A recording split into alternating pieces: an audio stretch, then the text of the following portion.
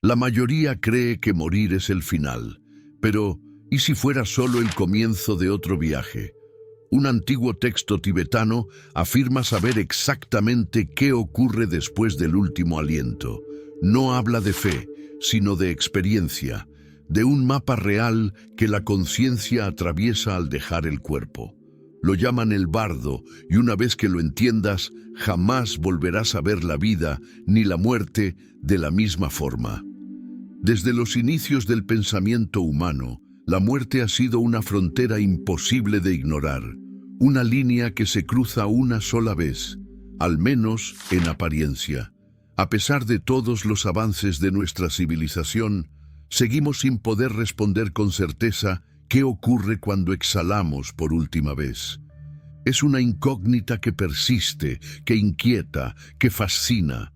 En nuestra cultura contemporánea, tan obsesionada con el control y la certeza, la muerte se ha transformado en un hecho clínico, una cesación de funciones, un evento médico al que se le teme y se evita mencionar. Sin embargo, existe una visión ancestral, casi olvidada en el ruido del mundo moderno, que plantea una alternativa radical. Imagina que la muerte no es un final, sino una puerta, no una oscuridad eterna, sino una transformación. Esta idea no es solo una metáfora espiritual. Está plasmada con precisión en un texto que ha sobrevivido más de 1000 años, transmitido por generaciones de sabios del Tíbet. Este texto es conocido como el Bardo Todol o el libro tibetano de los muertos. Pero más que un libro, es un mapa, una guía detallada de los territorios que la conciencia recorre después de dejar el cuerpo. Y aún más importante, es un entrenamiento, una preparación para el mayor viaje que uno puede emprender. Nuestra concepción occidental de la muerte como apagón definitivo choca de frente con lo que este texto describe. Según la tradición tibetana, lo que llamamos muerte es solo un cambio de estado de la mente. La conciencia no se extingue, se libera. Abandona el cuerpo como un viajero deja atrás una casa, pero ese viaje no ocurre en el vacío. Se despliega en etapas, en procesos que pueden llevar al alma hacia la liberación absoluta o de vuelta a una nueva existencia. El libro tibetano de los muertos describe este tránsito con una riqueza sorprendente. Detalla experiencias, paisajes mentales, momentos de claridad y confusión, relatos que, curiosamente, coinciden con muchas de las experiencias modernas de personas que han estado clínicamente muertas y han vuelto.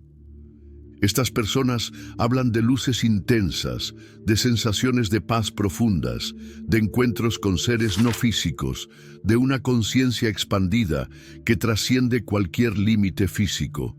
La coincidencia entre estas experiencias contemporáneas y lo que los sabios tibetanos describieron hace siglos no puede ignorarse tan fácilmente. Los tibetanos comprenden la conciencia como un viajero que se desprende del cuerpo al morir. Y ese viajero, lejos de quedar suspendido en la nada, entra en lo que llaman bardos, que son estados intermedios donde lo conocido desaparece y lo esencial se manifiesta. En este esquema, la muerte no es un evento puntual, es un proceso compuesto por momentos críticos, oportunidades decisivas y revelaciones profundas. El primero de estos momentos es cuando la mente experimenta la luz clara, una forma pura de conciencia que, si se reconoce, puede llevar a la iluminación instantánea, pero esta luz, tan intensa y desnuda, suele causar miedo o rechazo en quienes no se han preparado. Así comienza la travesía del alma. Este conocimiento no es una creencia religiosa ni una leyenda exótica. Es una enseñanza práctica, un conocimiento aplicado por generaciones enteras de practicantes que dedicaron su vida a prepararse no para evitar la muerte, sino para despertar dentro de ella. En esta visión, morir no es una tragedia, es una oportunidad, una posibilidad de liberación que solo puede aprovecharse si se ha cultivado la conciencia necesaria en vida. Y aquí aparece la paradoja de nuestra cultura. En un mundo obsesionado con extender la vida, negar la vejez y evitar todo sufrimiento, hablar de prepararse para morir suena derrotista, pero desde la perspectiva tibetana es exactamente lo contrario.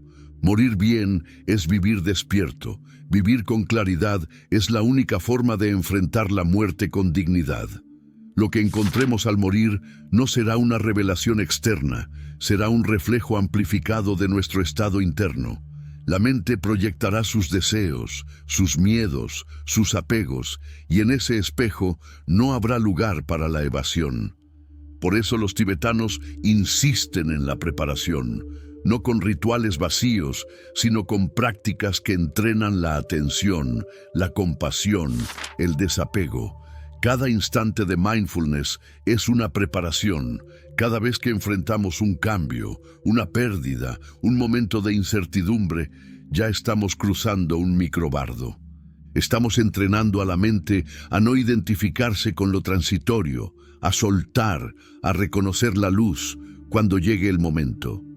En esta etapa del camino, la propuesta no es que aceptes ciegamente estas ideas, ni que adoptes una cosmovisión exótica. Es simplemente abrir la posibilidad de que la muerte no sea lo que creías, y que prepararse para ella no te aleja de la vida, sino que te devuelve a ella con más presencia. Porque si el final es un espejo, vivir con atención se vuelve una forma de pulir el reflejo. Este espacio ha servido como un umbral, una invitación al misterio. Lo que sigue no será una narración fantástica, sino un descenso progresivo al mapa que dejaron los antiguos sabios del Himalaya. Un recorrido por los reinos de la conciencia más allá del cuerpo y por los estados internos que los reflejan en vida. Ahora nos adentraremos en el primer bardo, el momento exacto de la muerte, donde la conciencia comienza a disolverse del cuerpo y aparece la oportunidad de una claridad total. Ahí, en ese instante, se decide más de lo que podríamos imaginar. Pero antes de continuar, tal vez sea útil hacerse una pregunta. Si la muerte no es el final, sino un despertar, ¿cómo vivirías sabiendo que ese despertar depende del estado de tu mente, aquí y ahora? Morir no ocurre en un solo segundo. La experiencia de la muerte no es un corte abrupto, sino un proceso. Desde la perspectiva tibetana, el momento en que el cuerpo deja de funcionar es apenas la primera apertura. Lo que sigue es una secuencia de estados mentales y espirituales que transcurren con precisión, cada uno más sutil que el anterior. Esta transición se llama el primer bardo, el umbral inicial que enfrenta la conciencia en el instante posterior al fallecimiento físico. Cuando los signos vitales cesan, el corazón se detiene, la respiración se apaga y los sentidos colapsan, lo que parece un punto final desde fuera, es en realidad el comienzo de un viaje profundo desde dentro. La conciencia se libera de los límites físicos y comienza a experimentar una realidad sin soporte corporal. Este proceso no es automático ni uniforme. Depende del estado de la mente, de su entrenamiento, de sus hábitos, de la claridad que haya cultivado en vida. El texto tibetano describe este primer bardo como la aparición repentina de una luz clara, brillante más allá de cualquier sol, envolvente, sin forma ni dirección. Esta luz no es una visión externa, es la propia conciencia en su estado más puro, sin los velos del cuerpo ni de la identidad. Es el rostro original de la mente, desnuda de conceptos, de memoria, de deseo. Ver esa luz y reconocerla como uno mismo es, según esta enseñanza, el camino más directo hacia la liberación definitiva. Pero esa tarea no es fácil.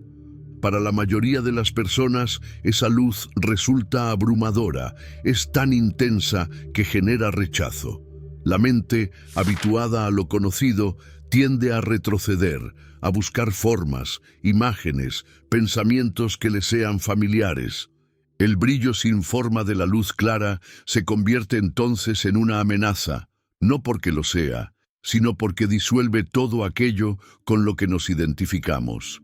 Si nunca se ha contemplado el silencio interior, el vacío luminoso puede parecer aterrador. Así, en lugar de reconocerse en la luz, la conciencia comienza a replegarse hacia estados más densos. Se pierde la primera gran oportunidad de liberación. Desde una mirada moderna, esta experiencia podría interpretarse como un colapso del yo condicionado. Al morir, las construcciones mentales que nos mantenían identificados con una historia, un nombre, una biografía se desvanecen. Lo que queda es conciencia pura, sin narrativa, pero esta pureza puede ser reconocida solo si en vida se ha desarrollado la capacidad de estar presente más allá del pensamiento, más allá de la forma. La preparación para este primer bardo comienza mucho antes de la muerte. Empieza con el acto cotidiano de detenerse y observar, de mirar hacia adentro sin juicio, de permanecer en silencio aun cuando la mente grita. La meditación, en esta tradición, no es una técnica de relajación, es una práctica de reconocimiento. Aprender a reconocer lo que no cambia cuando todo cambia. Entrenar la mente para que, llegado el momento de disolverse, no se confunda, no huya, no tema. El libro tibetano no habla solo de lo que ocurre tras el último aliento. Habla también de lo que ocurre en la transición entre el sueño y la vigilia, en los momentos en que la identidad se debilita, en los instantes de revelación súbita donde todo parece suspenderse.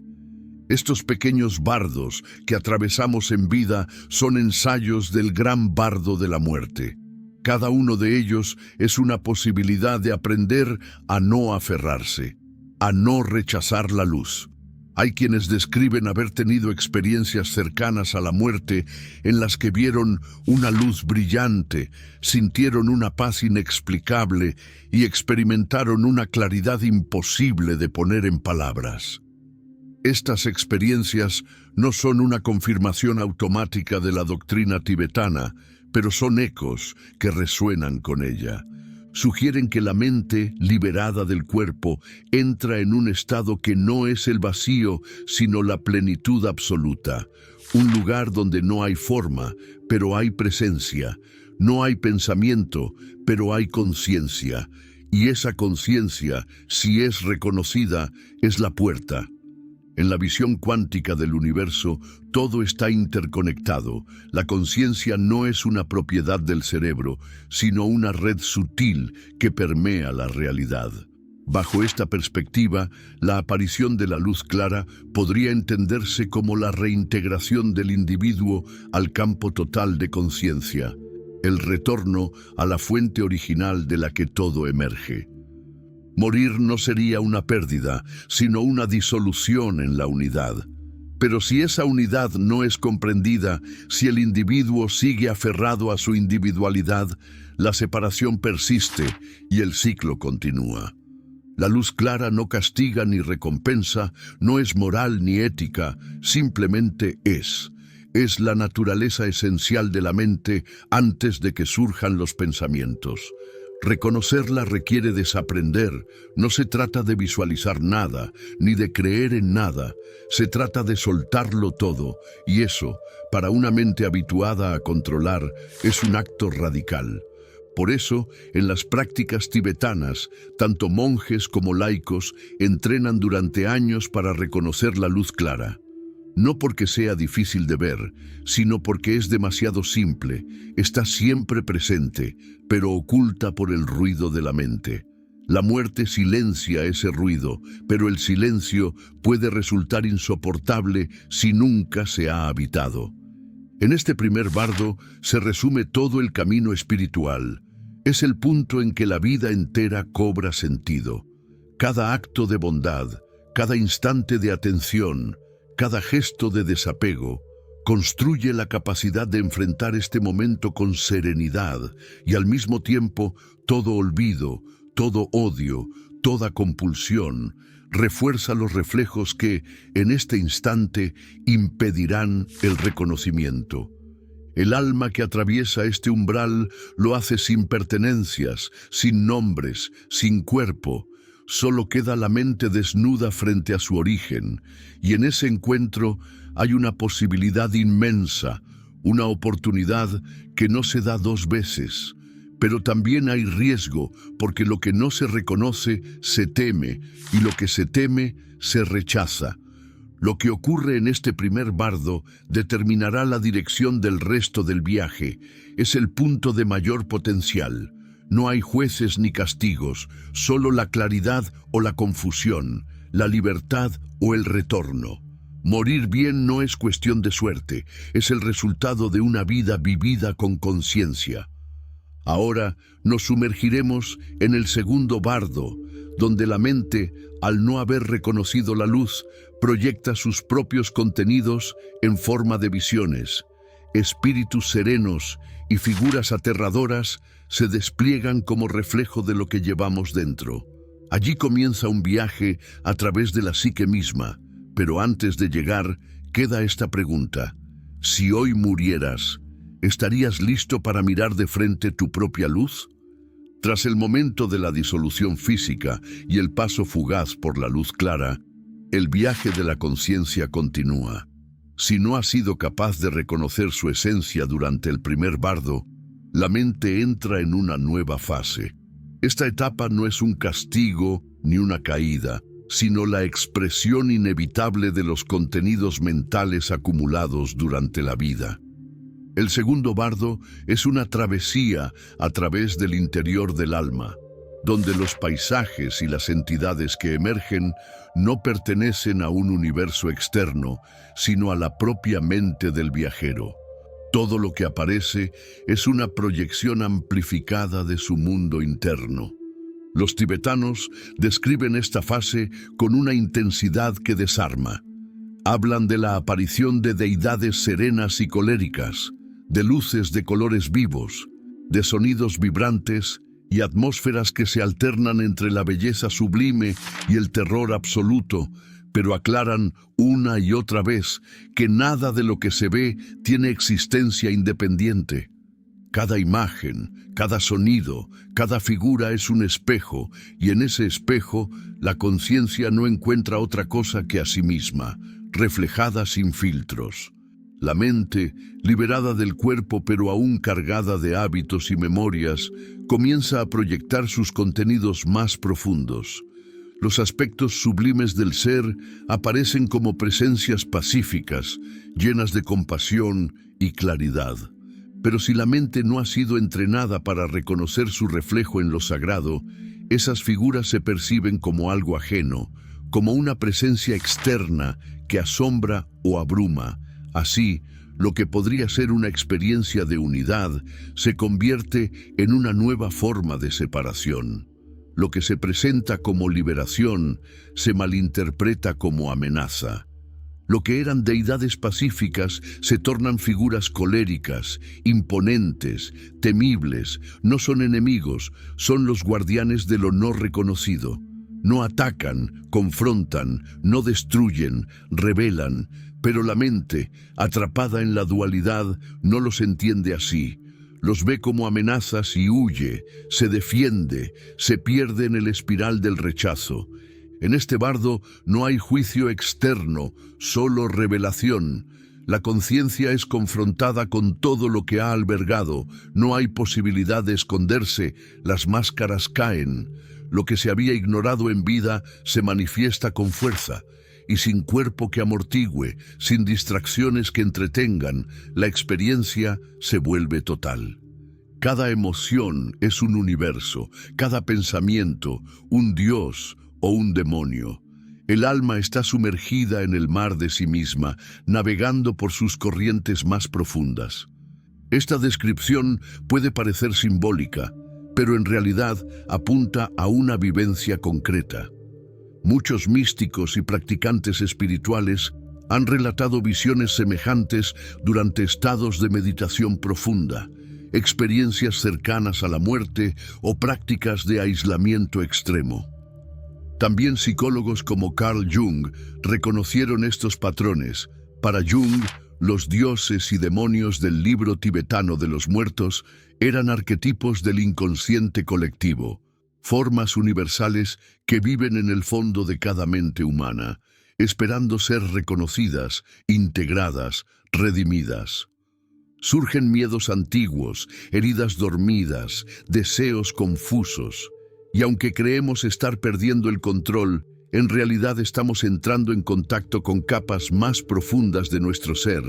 En ese proceso hay peligro, pero también hay posibilidad. El segundo bardo enseña que el alma no necesita eliminar nada para alcanzar la paz, solo necesita reconocer. Todo lo que aparece en este estadio no pide ser rechazado, sino abrazado. Lo pacífico y lo colérico son dos caras de la misma moneda. Lo luminoso y lo oscuro habitan en el mismo templo. El propósito no es elegir entre uno u otro, sino verlos como expresiones de una misma mente. Solo cuando la conciencia logra ver más allá de las formas, más allá de la dualidad, puede descansar. Lo que eran solo reflejos se perciben como enemigos y así se profundiza el ciclo. Lo no resuelto empuja hacia adelante. Lo temido se convierte en guía. El alma, sin comprender que está viendo su propio rostro, corre hacia el próximo bardo. Esta etapa también revela algo esencial sobre la vida. Todo lo que llevamos dentro, lo que ocultamos, lo que negamos, no desaparece y tarde o temprano emerge. En la vida cotidiana muchas veces lo hace en forma de síntomas, de relaciones conflictivas, de decisiones inexplicables. En el segundo bardo, esas mismas fuerzas se presentan con una claridad brutal. Ya no hay excusas ni distracciones. El alma ve, y al ver, comprende o se pierde. Muchos caminos espirituales hablan de integración. El segundo bardo es la prueba definitiva de esa integración. No basta con tener conocimiento, se requiere presencia. Se necesita estar despierto dentro del sueño, porque en este estadio todo se vuelve onírico. La lógica habitual se desvanece, las formas cambian constantemente, el tiempo no existe como lo conocemos. La mente viaja por paisajes que parecen infinitos y en cada uno de ellos se esconde una oportunidad o una trampa. La clave, entonces, no es controlar, sino comprender. No es luchar, sino mirar. No es resistir, sino fluir. Solo quien puede mantener la atención, incluso cuando lo que aparece resulta insoportable, tiene la posibilidad de trascender, no de escapar, sino de integrar, de convertirse en el espacio donde todo puede manifestarse sin perturbar. El segundo bardo es, en última instancia, un espejo sagrado. Muestra sin filtros, expone sin censura y al hacerlo ofrece la posibilidad de una transformación real. Pero esa transformación no es automática, es un arte, y como todo arte requiere dedicación, humildad y coraje. Cada figura que aparece, cada visión que emerge, está ahí para revelar un aspecto olvidado del alma. Todo lo que no hemos amado en nosotros se presenta como amenaza. Lo que no hemos comprendido toma forma para ser enfrentado. Por eso, atravesar este bardo conscientemente es uno de los logros más altos que un ser humano puede alcanzar. Y aunque pocos lo logran en el momento de la muerte, muchos pueden prepararse durante la vida. Porque cada día, en cada conflicto, en cada miedo, en cada revelación emocional, tenemos la oportunidad de mirar dentro, de enfrentarnos a nuestros propios dioses y demonios, no como enemigos, sino como partes olvidadas de nuestra totalidad. El alma que aprende a reconocer sus proyecciones ya no huye de sí misma, ya no teme la oscuridad, ya no se aferra a la luz, camina, paso a paso, hacia el centro, y en ese centro no hay formas, solo hay presencia.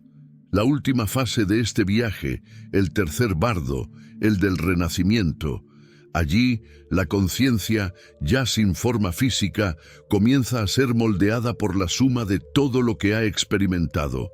Cada elección, cada pensamiento no resuelto, cada impulso emocional, se convierte en la materia prima de una nueva existencia. Pero antes de llegar, tal vez sea necesario preguntarse, si lo que ves fuera de ti es un reflejo de lo que hay dentro, ¿qué parte de ti aún no has reconocido? Tras las visiones del segundo bardo, la conciencia entra en una etapa diferente. Ya no se manifiestan dioses ni demonios, ya no hay encuentros simbólicos ni revelaciones visuales.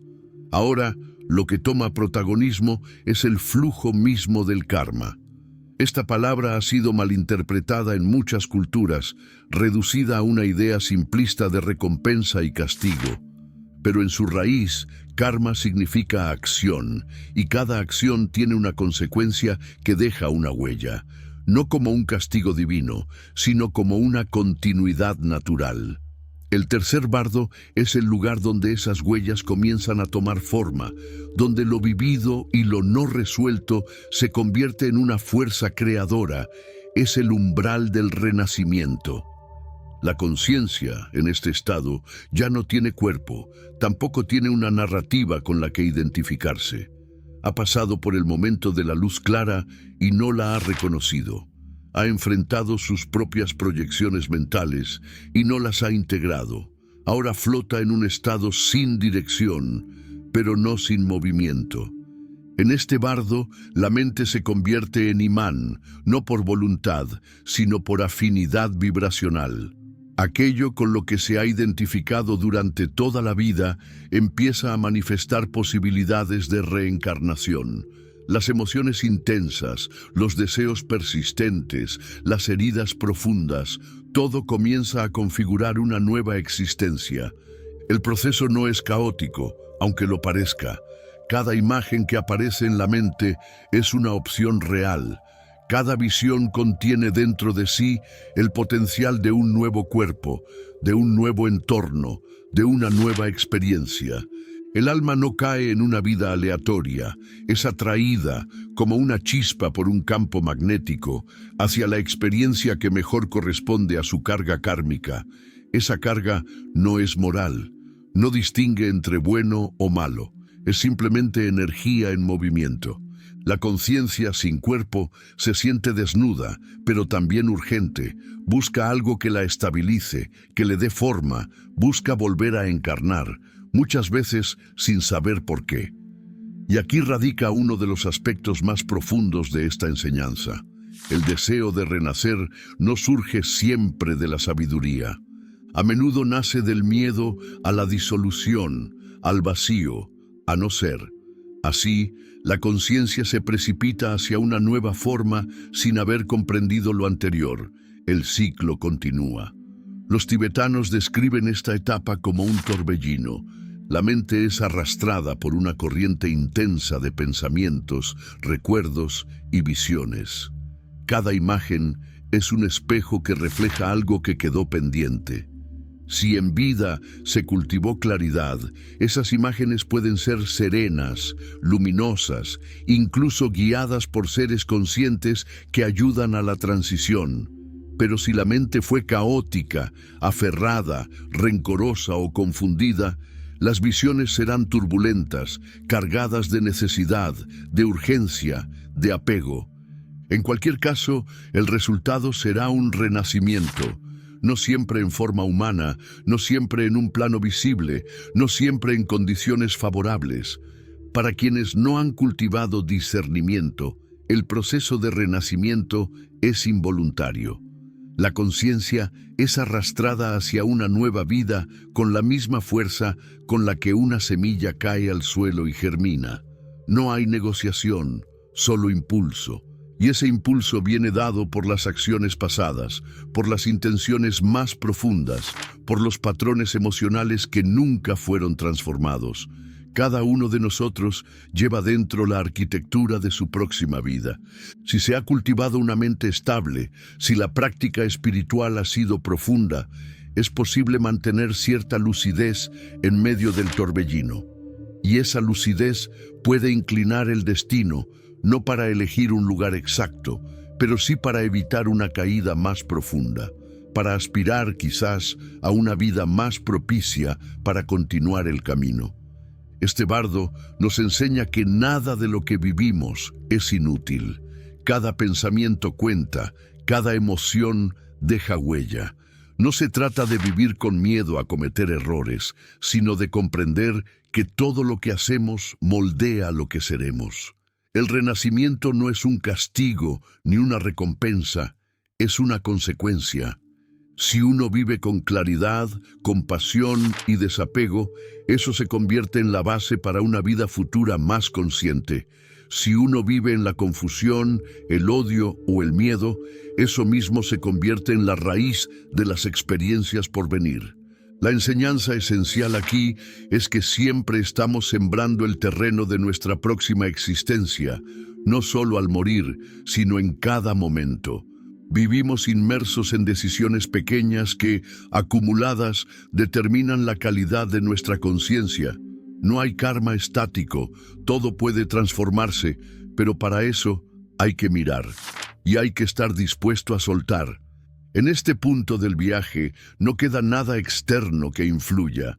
Todo lo que ocurre es el resultado de la mente. No hay destino escrito por otros, solo están las fuerzas que uno mismo ha puesto en movimiento.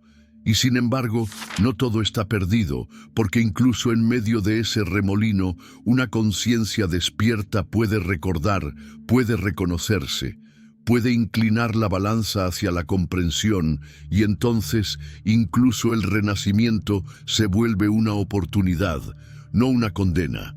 La práctica espiritual, lejos de ser una evasión, es una forma de prepararse para este momento. Meditar, cultivar la compasión, desarrollar la atención plena, todo eso no es un adorno, es entrenamiento para este instante crucial en el que la conciencia debe tomar forma una vez más.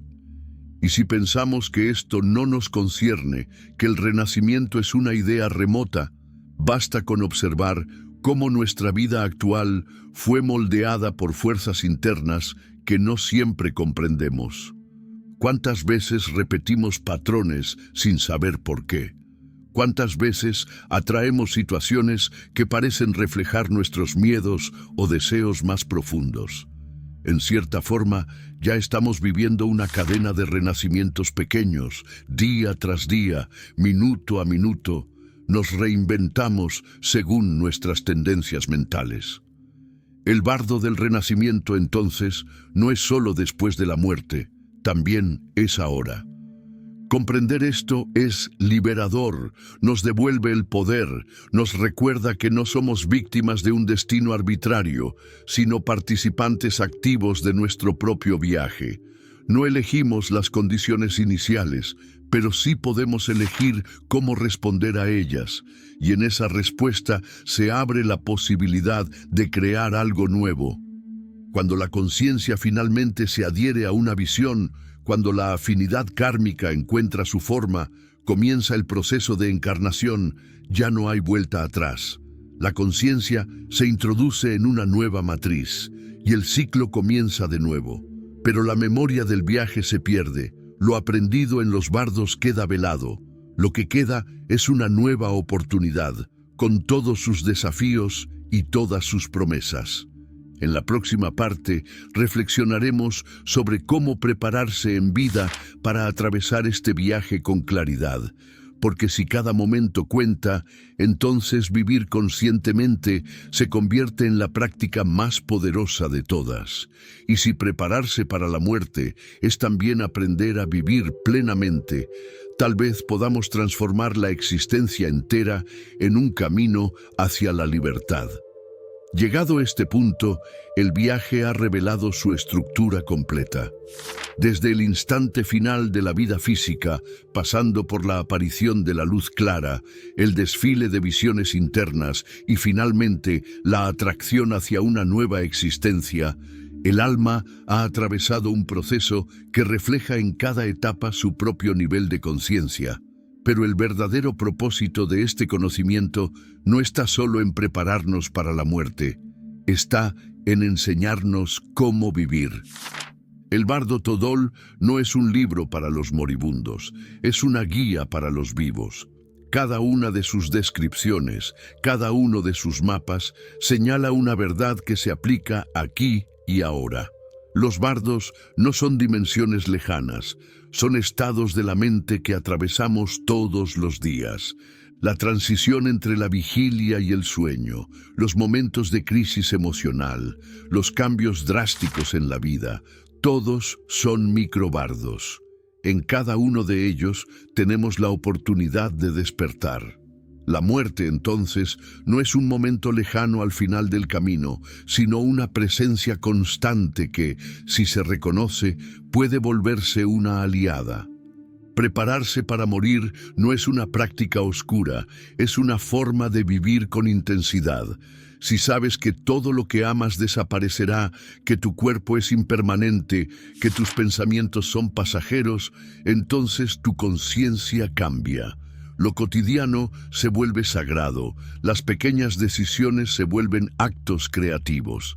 El budismo tibetano propone prácticas concretas para cultivar esa claridad.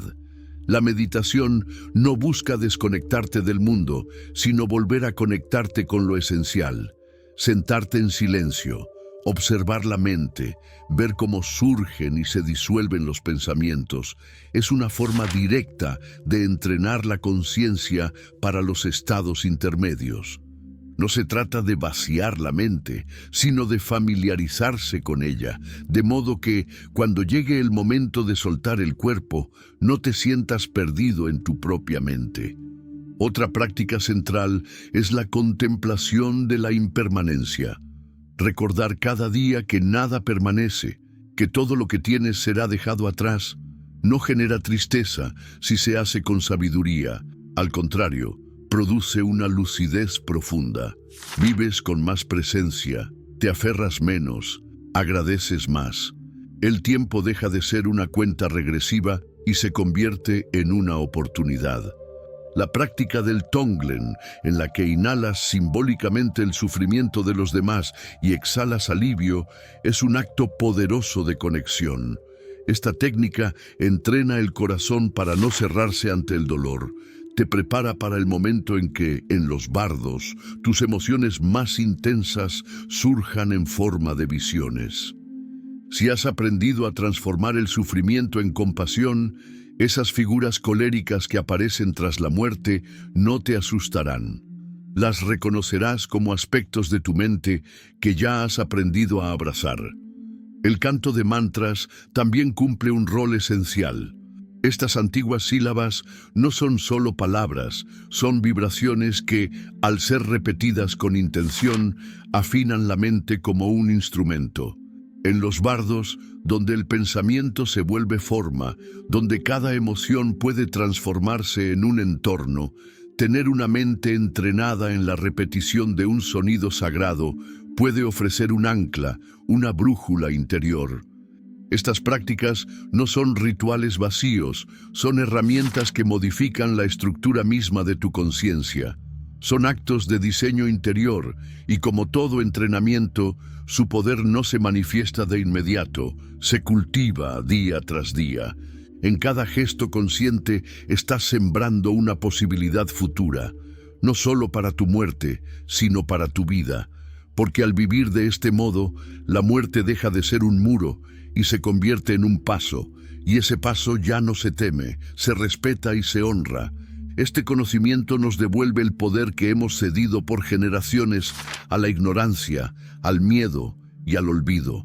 Nos recuerda que la muerte no es un accidente, ni un castigo, ni un error, es una función del universo. Y como toda función natural, puede ser comprendida, aceptada y, sobre todo, utilizada como vía de transformación. La verdadera espiritualidad no consiste en aferrarse a creencias, sino en prepararse para lo inevitable con dignidad y conciencia. Si cada pensamiento influye en el karma, si cada emoción moldea la mente, entonces cada instante tiene peso. Ningún momento es trivial. Cada decisión puede convertirse en un hilo que te ate o en una cuerda que te eleve. No se trata de vivir con paranoia, sino con propósito, de saber que lo que haces hoy puede determinar no solo cómo morirás, sino también cómo volverás. Imagina una sociedad que no niegue la muerte, sino que la integre como parte esencial del crecimiento humano. Imagina una educación que prepare para soltar con gracia, un sistema de salud que acompañe la conciencia, no solo el cuerpo, una cultura que valore la meditación tanto como la productividad. Esta no es una utopía inalcanzable, es una posibilidad concreta que comienza con una sola persona, y esa persona puede ser tú. Si has llegado hasta aquí, si has leído y reflexionado sobre los bardos, si has sentido el eco de estas enseñanzas en tu interior, entonces ya estás en el camino. No hace falta creer en reencarnaciones ni en cosmologías complejas. Basta con mirar tu vida con más atención, con preguntarte en cada momento desde dónde actúo, qué estoy alimentando con este pensamiento, con esta palabra, con este silencio. Morir bien no es una promesa, es una consecuencia, y vivir con conciencia no es un sacrificio, es un privilegio. Te coloca en el centro de tu existencia, te libera de la idea de que eres una hoja arrastrada por el viento. Te recuerda que, aunque no controles lo que venga, puedes decidir cómo responder, y en esa decisión se juega tu destino. La muerte es solo otra forma de nacimiento. El renacimiento es solo otra forma de oportunidad, y tú, aquí y ahora, estás en el punto perfecto para comenzar a prepararte. No para morir, sino para vivir completamente. Vivir con lucidez, sin miedo, vivir con el corazón despierto. Si estas palabras han resonado en ti, si algo en tu interior ha sentido el llamado de esta sabiduría ancestral, entonces este es el momento de actuar. No esperes a que sea demasiado tarde para mirar dentro. Comienza hoy, toma un respiro profundo, siéntate en silencio y pregúntate qué estás cultivando en tu mente. No necesitas cambiarlo todo de inmediato, solo estar presente. Y si este mensaje ha despertado algo en ti, te invito a seguir explorando estos caminos con nosotros. En este canal estamos creando un espacio para recordar lo esencial. Comparte este contenido con quienes sabes que están buscando algo más profundo. Suscríbete, activa las notificaciones y déjanos en los comentarios cuál de los bardos ha tocado más tu alma. Tu voz importa, tu camino cuenta. Este no es un viaje en soledad. Juntos estamos encendiendo una conciencia nueva, y tú ya eres parte de ello.